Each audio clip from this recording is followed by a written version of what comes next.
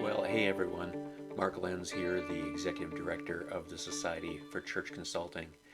And today I want to talk to pastors and consultants about care ministry, specifically a care ministry structure.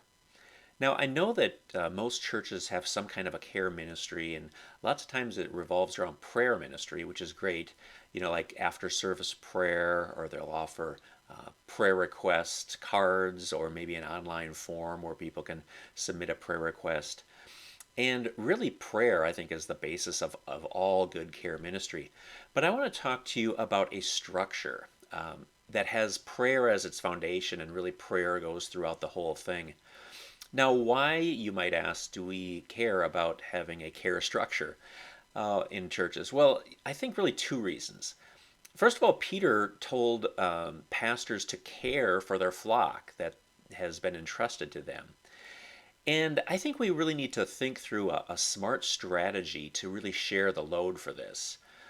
First of all, that's biblical. In Exodus 18, you might remember the Jethro principle. If you think about Moses' workload, it was all over the place. He had to do everything, he had to make all the decisions.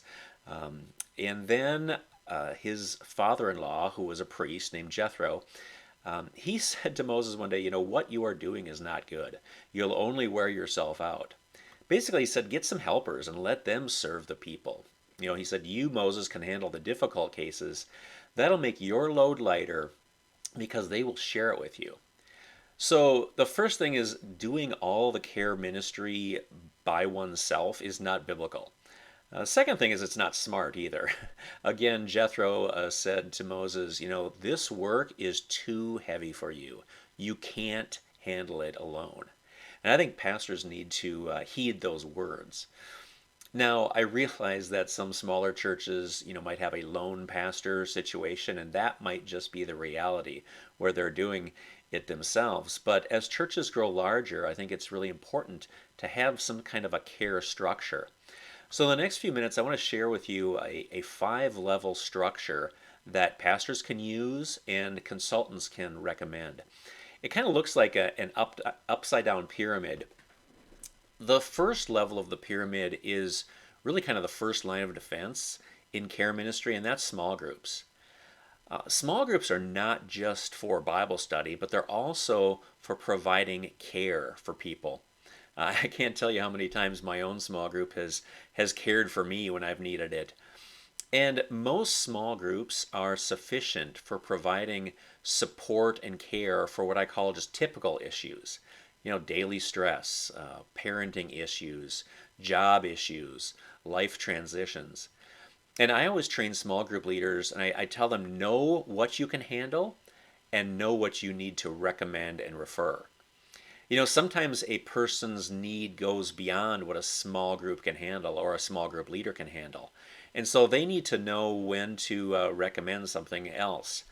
And that's really the second level of this care structure pyramid, is recommended resources. Sometimes all a person needs to do is to recommend a resource to help meet a need. So maybe it's a book someone has read, or an article, or a podcast, or a sermon that they've heard and they want to recommend to the person in need. Sometimes that's all it takes, just a little bit of wise words from a professional. And then other times, a recommended resource is not even enough. And so the third level of this care structure is what I call specialized ministry. It's for a specific need or for a larger group. So maybe a church offers divorce care for people going through divorce or separation. Or maybe they offer Financial Peace University from Dave Ramsey when talking about money and budgeting issues. Or maybe they offer like something like Celebrate Recovery for addictions, or Prepare Enrich for marriage and pre-marriage counseling. I know of a church in our area that provides or does a ministry for unemployed or underemployed people, giving them resources and giving them encouragement. Now, just to interject here, you may notice that as we move down this pyramid, the number of people involved decreases, but the level of care increases. So it's more intensive care. And so the next level, the fourth level, a higher level of need, is really a pastoral appointment. In some, what I'd call maybe more serious cases, a person needs to meet face to face with a pastor. And this is not uncommon, but it shouldn't be the first option like it was with Moses. So here, a pastor, will listen to the person, pray for the person, encourages them, recommends some next steps, or they recommend a professional, which is really the fifth and final level of this care pyramid, a professional referral.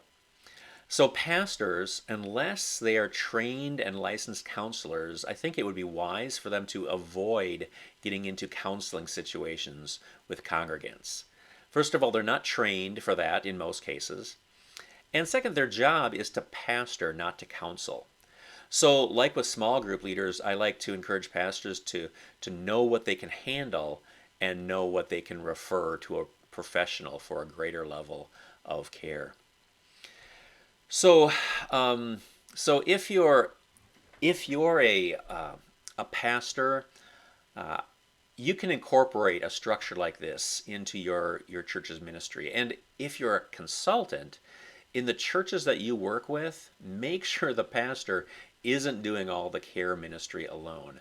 Make sure there's a structure in place that starts with basic care needs that can be met by small group leaders, moves to a greater level of care in recommended resources that includes specialized ministry and pastoral appointments, and also includes professional referral or reference for a greater level of care. So if pastors will do this, they won't get overwhelmed like Moses, and great care is going to happen in their churches. Thanks.